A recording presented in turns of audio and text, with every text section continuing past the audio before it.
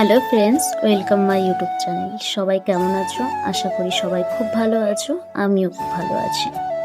তো আজকে অনেক দিন পরে তোমাদের অনেকের অনুরোধে একটা ব্লগ ভিডিও শ্যুট করছি।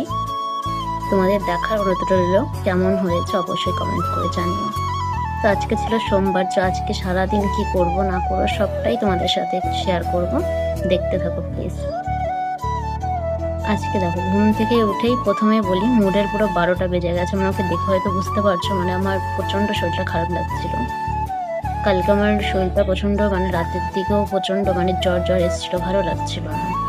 দিয়ে আজকে সোমবার, আরও শ্রাবণ মাসের লাস্ট সোমবার, শিবের মাথায় জল ঢালতে যাবো বলেছিলাম কাকিমাদের। যেতে ইচ্ছা করছে না, দুমনা হচ্ছে কি করবো না করবো। তোমাদের দাদাভাই বাড়িতে নেই, ও থাকলে ওই নিয়ে যেত।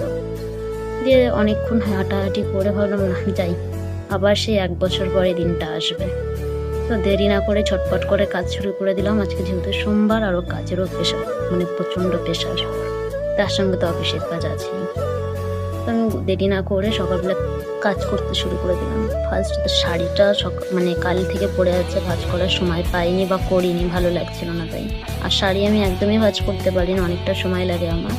তাও আমার 4-5 মিনিট লেগেছে শুধু একটা শাড়ি ভাঁজ করতে। শাড়ি ভাঁজ করে বিছনা তুলে ঘর ঝাড় দিয়ে ঘর মুছে মন্দিরে যেতে হবে, যেহেতু একটু ঝটপট করে পড়তে হবে। আমাদের এখানে টাইমে জল আসে, তো জলের সাথে তাল মিলিয়ে চলতে গেলে প্রচণ্ড চাপ থাকে আমাদের সবার।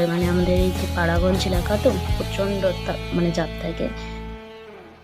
আচ্ছা, একটা কথা ছিল, ভগবান শিবের কি কালার পছন্দ, সবুজ না সাদা? কেউ বলছে সবুজ, কেউ বলছে সাদা, বাট আমি যতদূর জানি সবুজ মনে হয়। তোমরা যারা যারা জানো অবশ্যই একটু কমেন্ট করে জানিও প্লিজ। তারপরে দেখো, আলতা পরতে কে কে ভালোবাসো? আমি কিন্তু প্রচণ্ড আলতা পরতে ভালোবাসি। আর মন্দিরে যাব, আলতা পরবো না হতে পারে বলো? তোমরা কারা কারা আলতা পরতে ভালোবাসো আমার মতন, প্লিজ কমেন্ট করে জানিও। তারপরে মন্দিরে যাব, যেহেতু সবুজ শাড়িটা বাদ দিয়ে লাল পাড়ে সাদা শাড়ি পরলাম, পরে ঘরের পুজোটা কমপ্লিট করলাম। কথায় আছে, ঘরের ঠাকুর সন্তুষ্ট তো সব জায়গার ঠাকুর সন্তুষ্ট।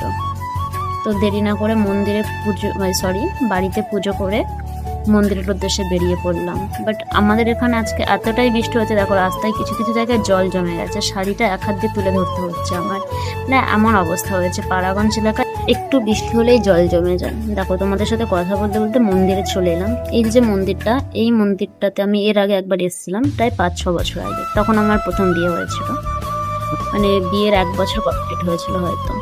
এখানে এসেছিলাম শিবের মাথায় জল ঢালতে। এখানে এসে দেখছি অনেক লোকজন চলে এসছে, আমরাই হয়তো লাস্ট এসেছিলাম। এসে দেখছি ব্রাহ্মণ পুজো করতে বসে পড়েছে।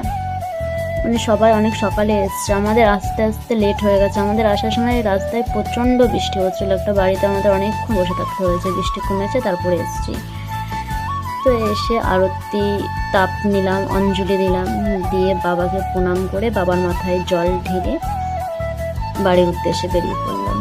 আমাদের বাড়ি থেকে বেশি দূর নয়, আবার আমাদের এখানে পাশের বাড়িতে একটা কাকি বাড়ি হয়, প্রচুর ধুমধাম করে শিব পুজো হয়। ওখানে নিমন্ত্রণ ছিল আমাদের, তো ওখানে কিছু কাজ ছিল, গিয়ে করে দিলাম। আজকের ভিডিওটা এই পর্যন্তই। টাটা। কেমন লাগলো জানি।